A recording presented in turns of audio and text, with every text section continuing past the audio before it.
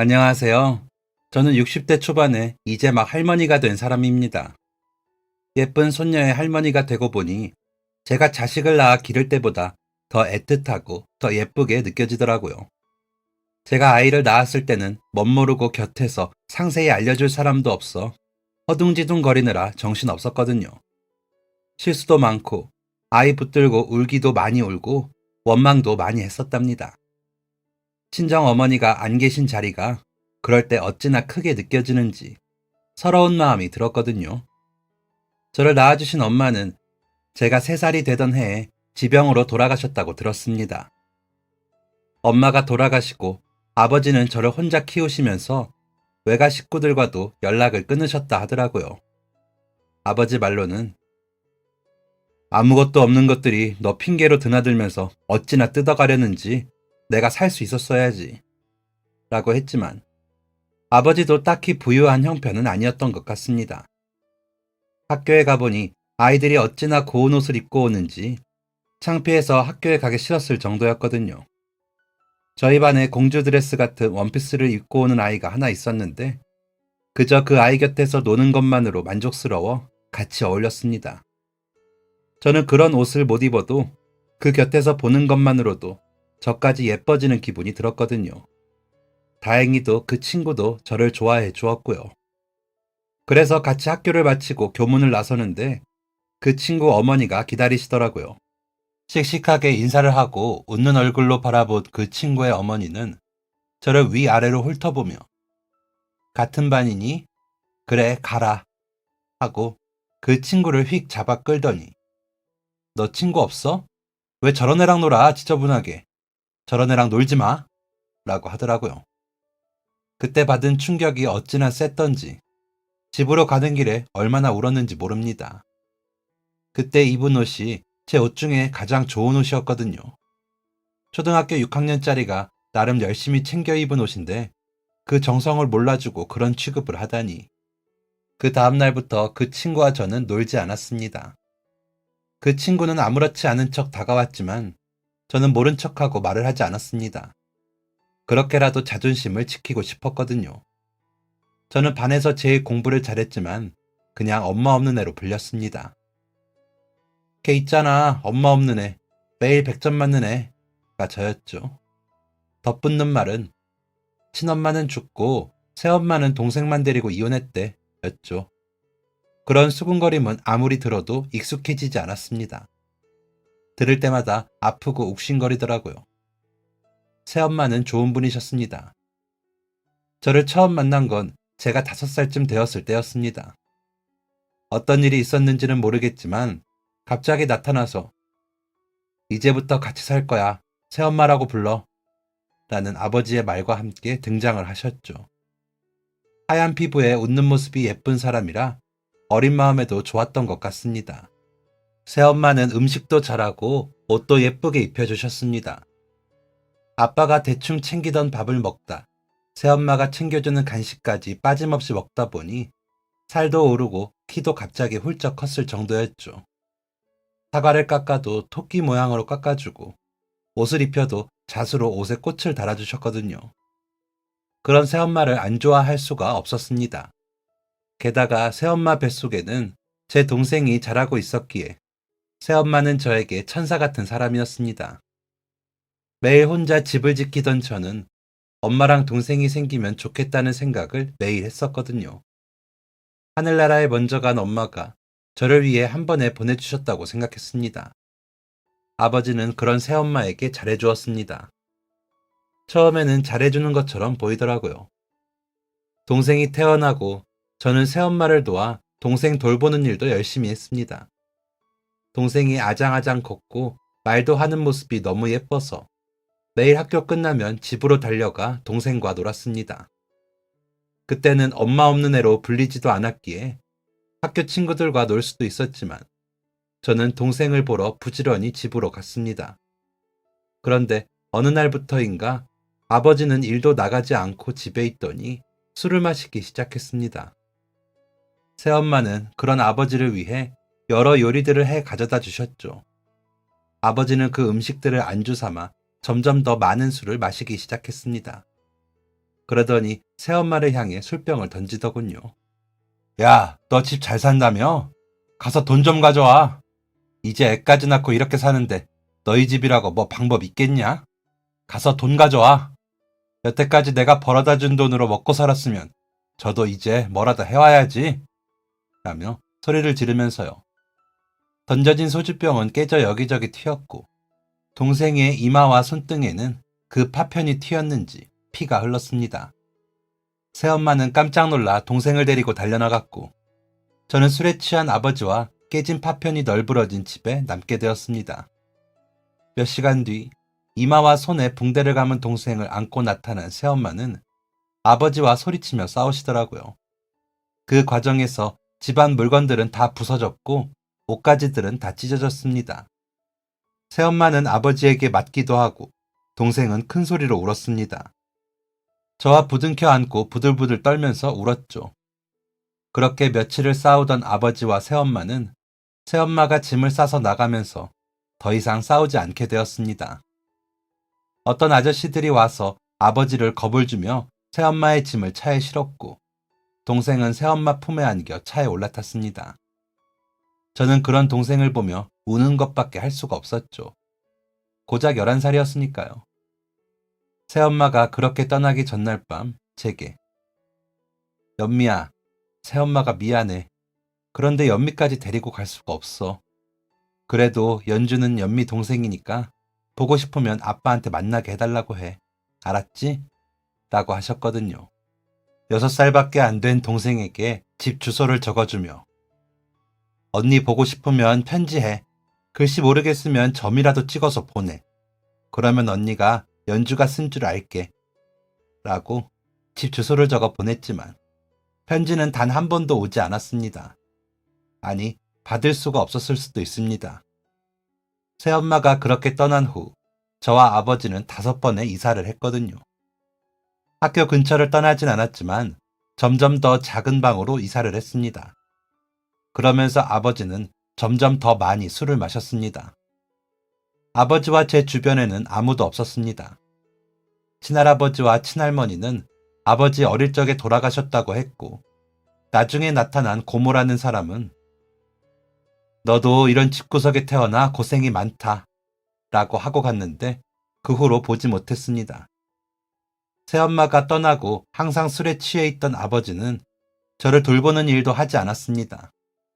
그러다 보니 이웃의 통장 아주머니가 아들을 입혔던 옷이라며 주고 교회에서 나눔이라고 준 옷들을 입혔죠.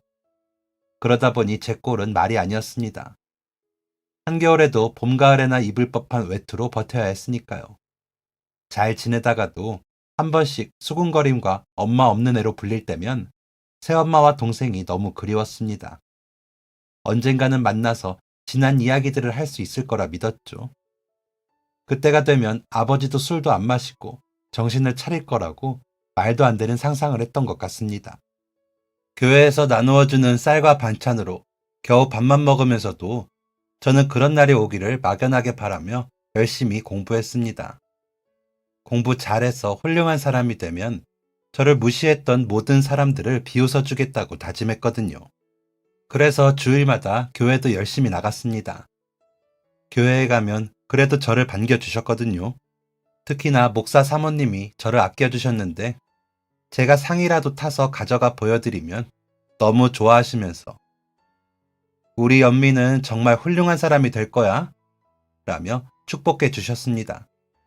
그때 그 사모님이 아니셨으면 저는 너무 슬프고 힘들었을 겁니다. 그러다 제가 초등학교 졸업식을 앞두고 아버지에게 나 내일 졸업식 해. 학교 대표로 상 받아. 라고 했는데 아버지는 그래? 그래라. 잘났네. 너가 그래도 내 머리를 닮았나 보다. 그러니까 아빠한테 잘해. 나가서 돈도 좀 받아오고. 라며 희죽거리고 웃더라고요. 그런 아버지의 모습이 보기 싫어 저는 집 밖으로 나와 교회로 향했습니다. 사모님께서 졸업식에 입을 옷을 빌려주시겠다고 들리라 하셨거든요.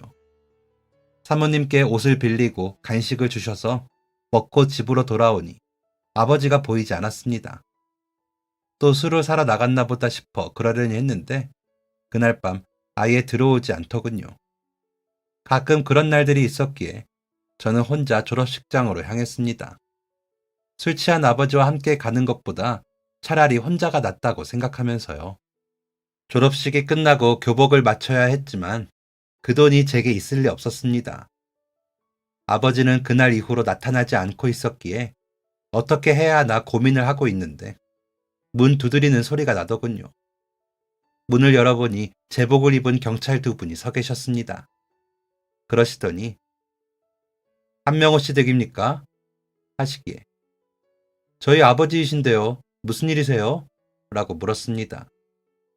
그러자 경찰 한 분이 저기 아버지가 길에서 주무시다가 돌아가셨는데 가서 확인을 좀 해야 할 것 같은데 어른 안 계시니? 라고 하시는 겁니다. 손이 벌벌 떨리고 다리가 후들거리는데 뭐라고 할 말이 없더라고요. 저를 도와줄 수 있는 어른이라고는 사모님밖에 생각이 안 나서 교회로 뛰었습니다. 엉엉 울면서 나타난 저를 보신 사모님은 연미야, 무슨 일이야? 라며 물으셨고 아버지가 길에서 주무시다가 돌아가셨는데 확인을 하러 같이 가자고 경찰이 왔어요. 같이 좀 가주시면 안 될까요? 라고 울부짖으며 저는 말했습니다. 그러자 사모님은 저를 와락 안아주시며 가자 연미야, 내가 같이 갈게, 가자 라고 하시더니 저와 저희 집으로 가주셨습니다. 경찰차를 타고 동네에 있는 가장 큰 병원에 도착해 영안실이라고 쓰인 곳에 들어가 눈을 감고 있는 아버지의 얼굴을 확인했습니다.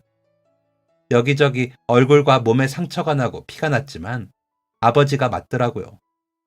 잠을 자듯 꽁꽁 얼어 누워있는 모습이 무섭게 느껴져 뒷걸음질을 치자 사모님은 저를 안고 고개를 돌릴 수 있게 해주셨습니다.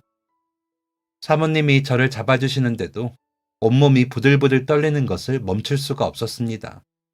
확인을 마치고 경찰은 사모님과 이야기를 나누더니 아버지의 장례가 치러졌습니다. 장례식장을 차리지도 않았고 화장터로 가 화장을 하고 근처 강에다 뿌리는 절차를 치르게 되었습니다. 저는 따로 상복을 입지도 않고 평상복을 입고 아버지의 유해를 강물에 띄어보냈습니다. 경찰이 아버지의 유품이라고 준 아버지가 입었던 옷과 신발을 강 둑에서 불에 태우고 집으로 향하는 버스를 탔습니다. 사모님은 그 과정 내내 제 곁을 지켜주셨습니다. 동네에 도착을 해서는 저를 사택으로 데리고 가 밥을 먹여주셨고요. 연세가 많아 할머니 같다는 생각을 많이 했었는데 그때는 정말 사모님이 저희 할머니였으면 좋겠다는 생각을 했습니다. 집으로 돌아와 방 한쪽에 쌓인 아버지의 짐들을 보니 다시 눈물이 터지듯 흘렀습니다. 작은 방을 반으로 나누어 한쪽엔 아버지 짐을 한쪽엔 제 짐을 정리해 두었는데 아버지 짐 쪽으로는 가지도 못하겠더라고요. 이제 저는 엄마 아빠가 다 돌아가신 애가 되어 고아라는 이름이 새로 생겼다는 사실이 너무 슬프게 다가왔습니다. 어떻게 하면 슬픔이 가실까 싶어 단어를 외우려고 단어장을 폈는데 아무것도 외워지지 않았습니다. 오히려 더 서러운 마음이 들어 명치 끝이 아파 웅크린 채로 울었습니다. 외로웠습니다. 그러다 문득 새엄마와 동생은 어떻게 지내는지 궁금해졌습니다. 학교가 끝나고 제가 불이 나게 집으로 달려오면 저를 향해 달려오던 동생의 미소가 너무 사무치게 그리웠습니다. 이름이라고는 한연주라는 이름 석자뿐인데 이 아이를 찾을 수 있을지 막연하게 느껴지더라고요. 그렇게 이틀인가 아무것도 먹지도 못하고 연탄불도 꺼진 집에서 멍하니 지냈습니다. 그러고 있는데 누군가 문을 두드려 나가보니 사모님이시더라고요. 그 뒤에는 중년의 여자 한 분이 서 계셨고요. 제가 어리둥절해 바라보니 사모님께서 연미야 인사해. 내가 잘 아는 교인이셔. 전에 사역하던 곳에서 함께 교회에 나가던 분인데 전부터 연미 이야기에 관심이 많으셨거든. 그래서 말인데 연미야. 이분이 연미를 입양하고 싶으시다는데 연미 생각은 어때? 라고 물으셨습니다. 저는 당황스러워 그분을 보았는데 그분은 제 손을 잡으시더니 전부터 사모님께서 너무 착하고 예쁜 학생이 있다고 하셔서 한번 보고 내가 도움을 주면 어떨까 했는데 아버님이 돌아가셨다고 들었어. 그래서 아예 우리 집으로 데리고 오는 건 어떨까 생각이 들어서 이렇게 찾아왔어. 곧 중학교도 가야 하는데 혼자서 어떻게 할 거야? 고아원에 가는 것보다 나을 것 같은데 어때? 우리는 평생 자식이 없어서 연미처럼 착하고 예쁜 학생이 우리 딸이 되면 좋을 것 같아. 라고 하시더라고요. 누군가 저를 돌보아 주겠다고 나서는 것이 너무 반갑기도 하고 아버지에게 미안한 마음이 들기도 하는 복잡한 생각들이 머릿속을 휘저었습니다. 저의 대답은 너무나 당연하게도 가겠다는 대답이었습니다. 저에게는 선택의 여지가 없었거든요. 저는 중학교 입학 당일날 전학 절차를 밟아야 했습니다. 교문을 빠져나오면서 저는 더 이상 엄마 없는 애로 불리지 않아도 된다는 사실에 안도하기도 했던 것 같습니다. 양부모님들은 좋으신 분들이셨습니다. 예쁘고 깨끗하게 꾸며놓은 제 방은 누구에게라도 자랑하고 싶은 정도였고 일부러 저를 위해 낯선 동네로 이사까지 하시며 불편하지 않게 해주셨습니다.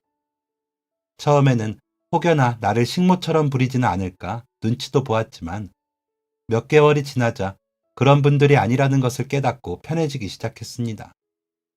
제게 필요한 것은 모두 지원해 주셨고 저는 그런 양부모님을 실망시키지 않기 위해 전보다 더 열심히 공부했습니다. 더 이상 저는 헌옷을 입지 않았고 저를 위한 새 책, 새 가방, 새 문제집들이 있었기에 공부가 더 잘 되기도 했습니다. 그러다 보니 전학가고 두 번째 시험이었던 기말고사에서부터 저는 전교 1등을 놓치지 않고 하게 되었습니다. 양어머니는 너무나 환히 웃으시면서 엄마는 우리 연미가 너무 자랑스러워. 어쩜 이렇게 예쁜 아이를 만나게 해주셨을까? 그래도 너무 공부만 하느라 아프면 안 되니까 너무 무리하지 말고. 알았지? 하셨습니다. 진심이라는 게 느껴질 만큼 따뜻하게요. 양아버지는 성적표가 나올 때마다 꽃다발을 사오셨는데 우리 연미의 노력을 이 향기로운 꽃 말고 무엇으로 축하를 하겠니? 뭐 갖고 싶은 건 없어? 아빠가 다 해줄 테니까 말만 해. 라고 하시며 기뻐하셨습니다. 소공녀처럼 머릿속으로만 상상하던 부모님을 만난 저는 행복했습니다. 그러면서도 돌아가신 아버지와 새엄마, 동생과 이런 가정에서 살았다면 얼마나 좋을까 하는 아쉬움도 있었습니다. 욕심이었죠. 뒤늦게라도 그런 풍요롭고 다정한 부모님을 만난 것에 감사하면서도 동생이 너무 그리웠습니다. 피부치에 대한 애틋함을 느끼지 못했던 제가 처음으로 느껴본 피부치라는 존재였기에 그런 건지 그 애착이 상당했던 것 같습니다. 저를 향해 언니! 하고 달려와 안기던 그 작은 아이가 저는 너무나 그리웠습니다. 제 무릎에 올라앉아 책을 읽어달라 조르고 함께 그림을 그리며 놀던 그때가 제게는 가장 행복한 어린 시절이었으니까요. 하지만 그 아이를 어떻게 찾아야 할지 엄두도 나지 않았습니다. 새엄마가 어디로 갔는지도 모르고 동생이 편지를 썼는지도 모르니까요. 동생만한 아이가 지나가면 눈을 떼지 못하고 보기도 했습니다. 혹시나 동생이 저를 알아보고 언니! 라고 부르며 달려올까 주변을 두리번거리며 유치원이나 초등학교 주변을 지나기도 했고요. 시간이 흐를수록 동생을 만날 수 있다는 희망은 멀어져 가는 듯 했습니다. 그래도 언젠가는 만나겠지 하는 희망의 끈을 놓지는 않았죠. 그 마음은 놓지 않은 채 저는 제자리에서 열심히 지냈습니다. 여전히 공부는 열심히 했고 양부모님은 저를 위해 뭐든 아끼지 않고 지원해 주셨습니다. 그리고 점점 더 기대를 하셨죠. 제가 고등학교에 가던 해에 양어머니께서 연미야, 엄마는 연미가 의대에 가서 의사가 됐으면 좋겠어. 하얀 가운 입고 진료 보는 의사 선생님 너무 멋지잖아. 라고 하시더라고요. 저는 네, 열심히 해서 꼭 의사 선생님이 될게요. 라고 대답을 하고는 정말로 해내기 위해 열심히 공부를 했습니다. 고등학교 3년 내내 하루에 3시간 이상은 자본 적이 없을 정도로 공부를 했죠. 내심 정말 의사 선생님이 되면 새엄마와 동생이 저를 찾아올지도 모른다는 생각을 했습니다. 제가 그들을 그리는 것처럼 그들도 저를 그리워할 거라고 믿었으니까요.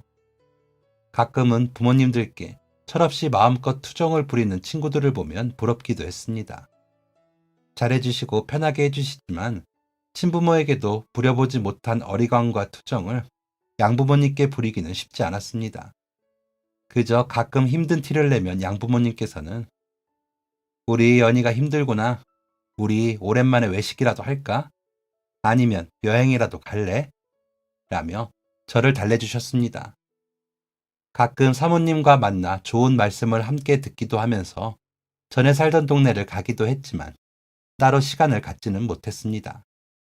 그래서 전에 살던 집에도 가보지 못했죠. 동생과 새엄마가 떠난 그 집에 혹시나 우편물이 온 것이 있나 가보고 싶었지만 양어머니 눈치가 보여 쉽사리 못 움직이겠더라고요. 대학에 가면 꼭 동생을 찾아야지 하고 결심만 할 뿐이었습니다. 그래서 정말 열심히 공부했습니다. 양부모님이 원하시는 의대에 가서 기쁘게 해드리고 싶었고 당당히 동생을 찾고 싶은 마음에 말이죠. 그렇게 3년을 열심히 한 결과 저는 정말로 꽤나 유명한 의대에 입학할 수 있었습니다. 양부모님은 학교 앞 골목에 현수막을 거시며 저를 자랑스러워 하셨습니다. 누군가 저를 그렇게 자랑스러워하고 기뻐한다는 것이 얼마나 기쁜 일인지 다른 사람은 모를 수 있지만 제게는 그 모습마저도 행복이었습니다. 대학 등록금을 내고 3월 입학 전까지 저는 동생을 찾기로 마음을 먹었습니다. 하지만 어쩐 일인지 동생의 주소는 찾을 수가 없었습니다. 아버지가 사망하신 상태고 새어머니와 저와는 부모 관계가 아닌 사이이기에 찾는 것에 한계가 생기더라고요. 흥신소 같은 곳에 의뢰를 해볼 수도 있지만 제가 그만큼 돈을 가지고 있지도 않았기에 그 당시에는 그 정도에서 그칠 수밖에 없었습니다. 아쉬웠지만 시간을 더 두고 알아보자 마음을 먹고 저는 대학교에 입학을 하게 되었습니다. 양부모님은 의대에 다니는 저를 더 자랑스러워 하셨고 자랑스러운 만큼 저에게 더 아낌없이 해주셨습니다.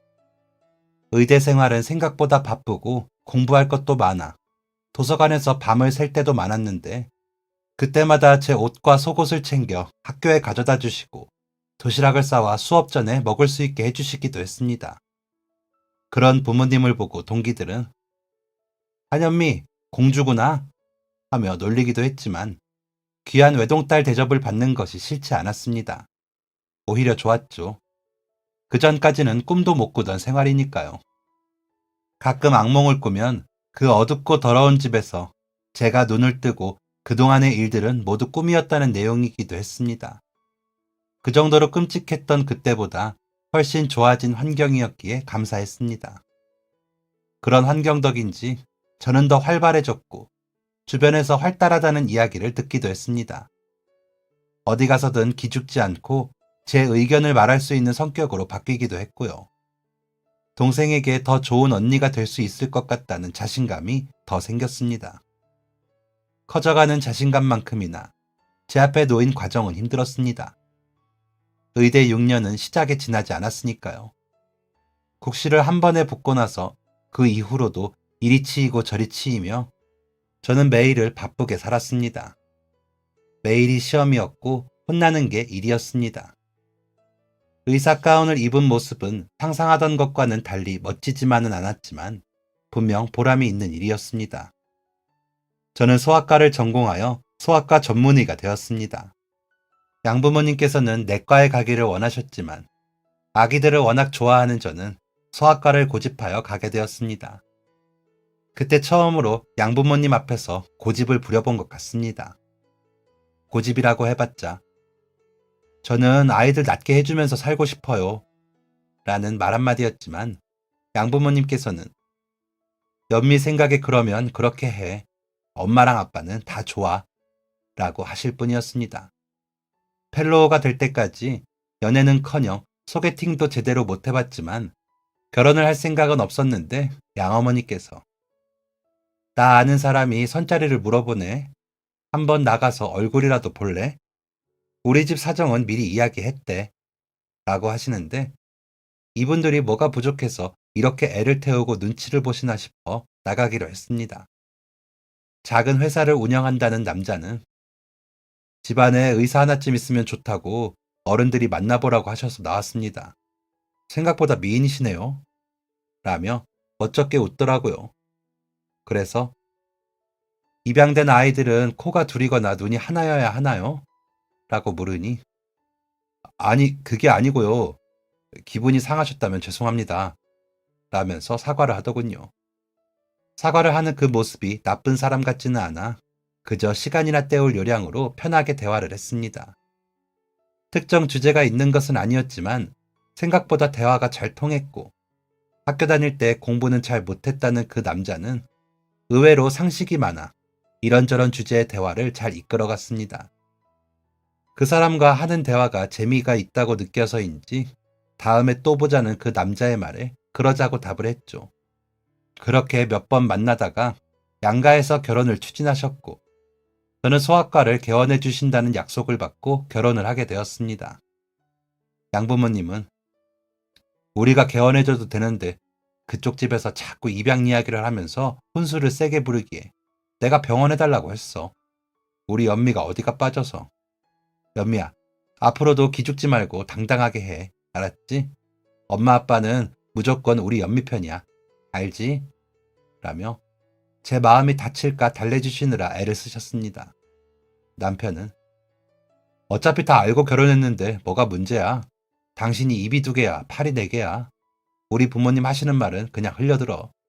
본인 아들이 부족한 결혼이라는 거 아셔서 괜히 저러시는 거니까. 조금 지나면 안 그러실걸. 우리 형수도 처음 시집 올 때만 그랬어. 라고 하더라고요. 남편 말대로 제가 임신을 하고 나자 시어머님은 언제 그러셨냐는 듯이 우리 의사 며느리라며 입에 침이 마르도록 칭찬을 하셨습니다. 제가 입에 맞아 하는 반찬은 꼭 한 통씩 싸서 보내셔야 직성이 풀리시기도 했고요. 양어머니는 그런 시어머니와 자주 점심 식사도 하시고 차도 한 잔씩 하시면서 저를 부탁하셨습니다. 정말 어느 친정 어머니에 견주어도 부족함이 없으신 분이셨습니다. 제 결혼식 날 양부모님은 식이 끝나도록 눈물을 흘리셨고 청첩장에 아버지 성과 제 성이 다른 것을 본 친구들은 아버지만 새아버지인 줄 알 정도였습니다. 고등학교 때부터 친구는 어머님이랑 너랑 너무 닮았어 라고 할 정도였으니까요. 양어머니는 두고두고 그 말을 말씀하시며 좋아하셨습니다. 그런 양부모님께 너무 감사했고 행복했습니다.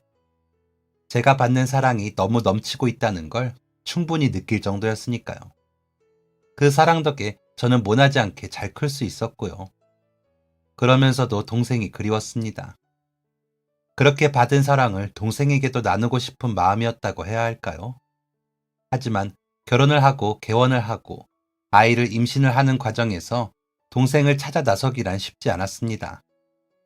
아이를 낳은 지 3개월 만에 저는 다시 병원으로 나가야 했고 아이가 2돌을 갓 넘겼을 때쯤 양아버지가 당뇨로 인한 쇼크로 병원에 입원하시면서 저는 또 정신이 없어졌습니다.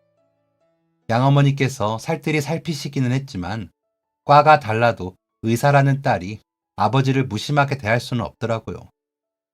당뇨 수치가 생각보다 높은 데다가 나이가 노령기에 접어드시는 시기셨기에 강도 높은 관리가 필요하기도 했고요. 다행히도 양아버지는 성실하고 착실한 환자셨습니다. 주치의가 제 대학 선배님이셨기에 더 열심히 의사 선생님의 지시를 따르신다며 내가 우리 연미 덕에 이렇게 무사한 거지. 우리 연미 아니었으면 아빠는 벌써 큰일 났을 거야. 고마워 딸. 이라고 하시는 분이셨으니까요. 양어머니는 그 말씀에 맞장구를 치시며 이래서 집안에 의사가 있어야 해. 진짜 우리가 딸 하나는 잘 두었죠. 그런데 연미야, 너무 피곤한 거 아니야? 얼른 들어가 쉬어. 라고 하시면서 제 걱정을 하셨습니다. 그런 양부모님을 저는 너무 사랑했습니다. 하지만 그 마음을 잘 표현하지 못해 매번 죄송한 마음이었죠. 낳은 자식도 제대로 키우지 못하는 사람이 많은데 양부모님께서는 정말 완벽히 저를 위해 사시는 부모님이셨으니까요. 제가 아이를 낳으러 갈 때도 오로지 저만 위하시며 우리 연미를 하도 하셔서 주변 산모들이 부러워할 정도였습니다. 외동딸이라 그러신가? 어머니 아버지가 진짜 딸밖에 모르시네요. 우리 엄마도 좀 보고 배우셨으면 좋겠어요. 라는 소리도 들었거든요. 양아버지는 아이도 보지 않으시고 제게 오셔서는 아이고, 우리 딸 얼굴 상한 것 봐라. 고생했다. 고생했다. 하시면서 제 손을 잡으셨거든요. 양어머니는 아이를 보고 오셔서는 우리 연미랑 쏙 빼닮았다. 너무 예뻐. 너무 예뻐. 우리 예쁜 연미 닮아서 너무 예뻐. 라며 우셨습니다. 그렇게 완벽한 친정 부모님이신 양부모님을 저는 점점 더 의지했고 사랑했기에 연세가 드시면서 아프시는 게 너무 속상했습니다. 그래서 제가 할 수 있는 한 부모님을 위해 모든 것을 했습니다. 의료 케어도 꼼꼼히 받게 해드렸고 실천하실 수 있는 운동이나 식단들을 짜서 지키시게 하고요. 시부모님께도 해드렸지만 마음은 아무래도 친정 쪽에 더 가긴 하더라고요. 그러다 보니 바빴습니다. 둘째까지 낳아 기르면서 양가 부모님들 케어까지 해야 했고 병원 운영도 하다 보니 정말 눈코 뜰 새 없을 지경이었습니다. 그러다 보니 점점 동생을 찾아야겠다는 의지를 실천하기는 어려워지더군요. 그렇게 정신없이 살다 여유가 생겼을 때는 양아버지가 돌아가시고 시어머니가 돌아가신 다음 해에 저희 둘째까지 졸업을 한 후였죠. 병원은 제법 규모가 커져 방사선실까지 갖추게 되어 페이닥터 선생님 두 분을 모시는 정도가 되어 여유가 생기기는 했고요. 그러고 나니 저도 중년의 여자가 되었더군요. 남편도 처음 만났을 때와는 다르게 배도 나오고 머리숱도 적어진 중년의 남자가 되었고요.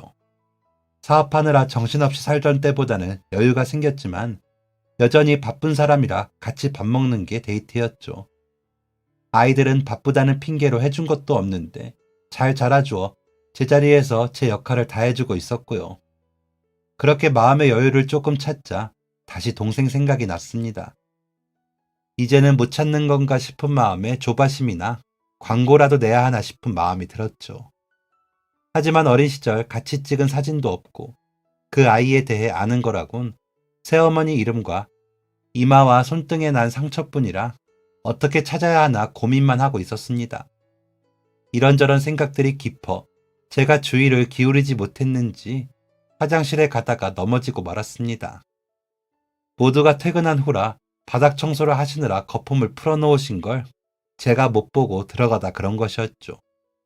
다행히 주변을 잡고 미끄러져 크게 다치지는 않아 일어나 옷을 터는데 어머나 괜찮으세요? 죄송합니다. 안내문을 붙이고 했어야 했는데 제가 마음이 급해서 죄송합니다. 라며 청소하시는 분이 오셔서 머리를 조아리시며 인사를 하시더라고요. 그래서 아닙니다. 제가 딴 생각하느라 못 보고 들어오면서 그랬어요. 괜찮습니다. 하고 웃고 있는데 한현주 씨 무슨 일이에요? 라며 관리하시는 직급으로 보이는 분이 들어오시더라고요. 한현주? 연주? 하고 그분의 얼굴을 보니 이마에 작은 상처가 보이더라고요.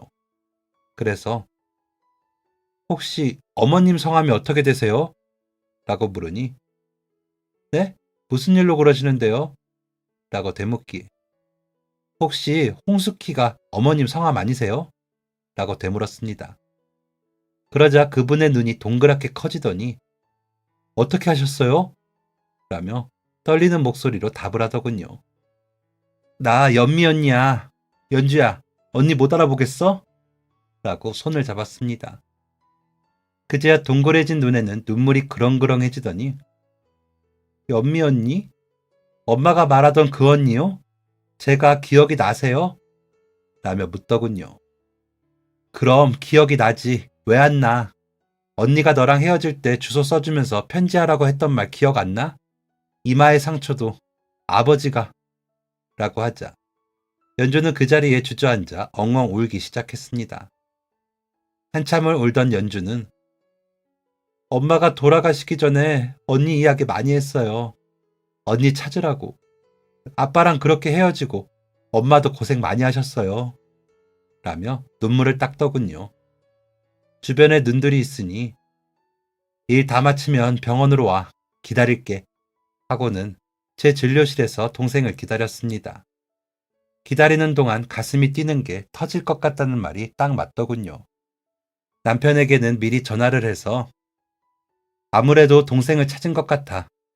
맞나 확인을 해봐야 하고 맞다면 이야기 좀 나누어야 해서 늦을 것 같아요. 라고 했더니 뭐? 동생? 갑자기? 어디서? 라고 물어 나중에 다시 말하기로 하고 전화를 끊고 동생을 기다렸습니다. 한참을 기다리고서야 동생은 저를 만나러 올 수가 있었습니다. 매일 이렇게 끝나는 건 아니고 오늘처럼 대청소 있는 날만 이래. 오래 기다렸죠? 라며 들어오는데 동생이 어릴 적 멋쩍으면 짖는 표정이 엿보이더라고요. 그리고 손을 잡으며 보았더니 손등의 상처는 이마보다 더 선명히 보였습니다. 상처를 살피니 동생은 웃더라고요. 언니, 이렇게 보는 모습이 기억나는 것 같아. 학교 끝나고 나랑 놀아준다고 헐레벌떡 뛰어오고 그랬잖아. 그런 건 기억나. 하면서 씁쓸한 표정을 짓더라고요. 아버지는 그러고 정신 좀 차리셨나 봐.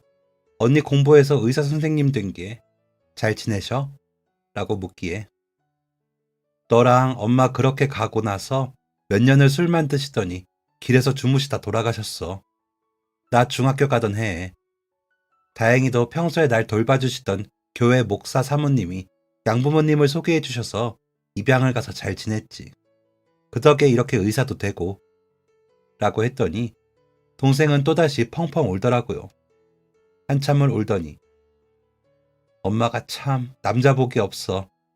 아버지랑 헤어지고 얼마간은 외갓집에 살았어. 나도 그때 알았지만 외갓집이 형편이 좀 좋더라고. 그런데 나랑 엄마랑 얼마나 구박받았나 몰라.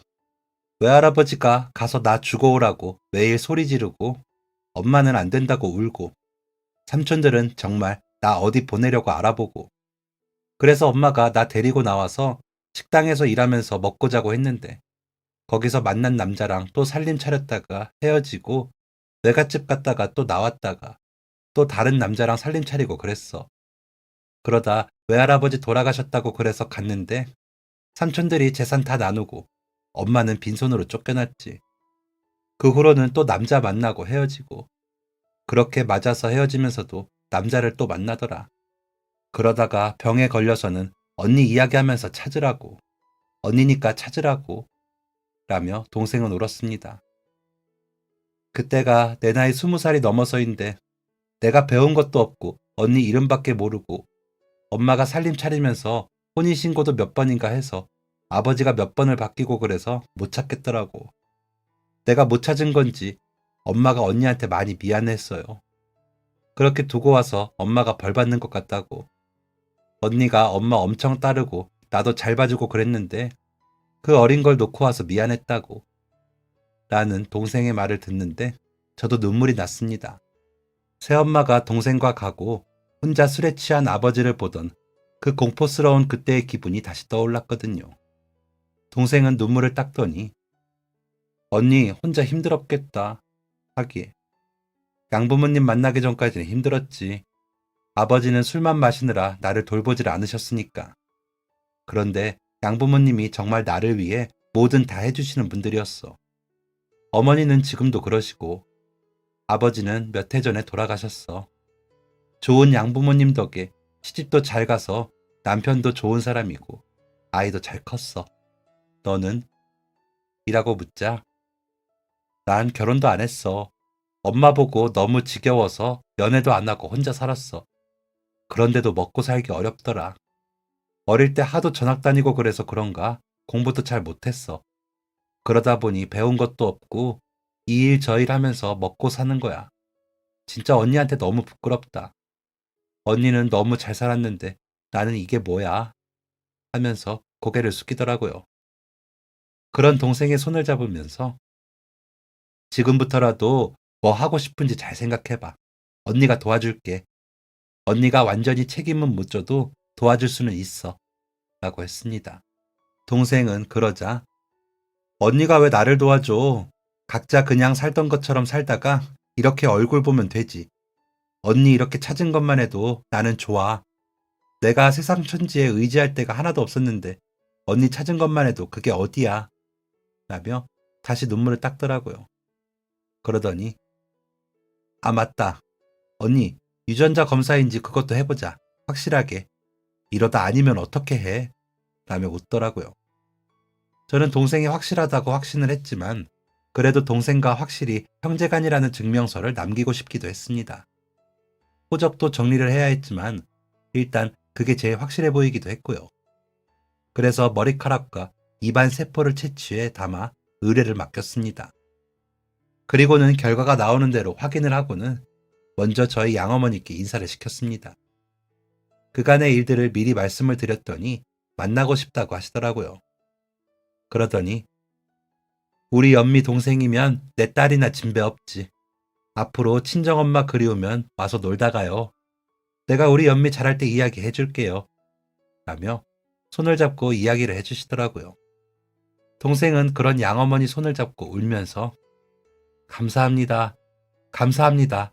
하더라고요. 남편과 아이들은 갑작스러운 처제와 이모의 등장에 놀란 눈치였지만 제가 간간히 이야기했던지라 반겨주었습니다. 동생은 제 가족들을 만나보더니 언니가 생각보다 더 잘 지내서 내가 마음이 너무 좋다. 언니, 내가 언니한테 피해 안 끼치게 더 잘 살도록 노력해볼게. 라며 또 눈물을 흘리더라고요. 그런 동생에게 거봐, 언니는 잘 지내. 그러니까 너가 도움이 필요하면 언제든지 말해. 언니가 도울 수 있을 만큼 도울게. 라고 했지만 여태까지 동생은 제게 도움을 청하지 않았습니다. 한 가지 도움이라면 간호조무사 자격증을 뒤늦게 취득해 저희 병원에서 일을 하고 있지요. 낙하산이긴 하지만 일한 지 5년이 넘도록 저희가 자매인 걸 직원들은 아무도 모르니 괜찮지 않나요? 동생이 일한 이후로 병원 분위기가 더 좋아졌다는 이야기가 들리는 것으로 보아 제가 도움을 받는 쪽인 건 확실합니다. 비록 함께 자란 어린 시절은 짧았지만 그리워한 시간이 길어서인지 함께하는 시간이 즐겁기만 합니다. 양어머니 모시고 함께 외출할 때는 더 든든하기도 하고요. 남편은 그렇게 그리던 동생을 찾은 후로 제 얼굴이 더 환해졌다며 좋아하더라고요. 아이들은 이제는 이모 선물도 챙기기도 하면서 잘 지내주어 고마울 따름입니다. 동생은 못다한 이모 노릇한다고 이것저것 챙겨줘서 제가 할 일이 없을 정도이고요. 이렇게 가족이라는 존재는 마음을 채우는 사람들인가 봅니다. 더 나이가 들면서 그 채워짐이 더해지겠지요. 그렇게 서로를 채우고 따뜻하게 기대어 살다 떠나고 싶은 게 요즘 제 바람입니다. 욕심일까요? 여러분들도 곁에 계신 가족들이 얼마나 소중한 존재인지 잊지 마시고 말 한마디라도 따뜻하게 하시며 사시길 바랍니다. 그 따뜻함이 결국엔 스스로를 채우는 거더라고요. 저의 긴 이야기 들어주신 여러분께 감사 인사를 전하며 이만 글 줄이겠습니다. 지금까지 사연 들어주셔서 감사합니다. 사연이 재밌으셨다면 구독과 좋아요를 눌러주세요. 감사합니다. 안녕히 계세요.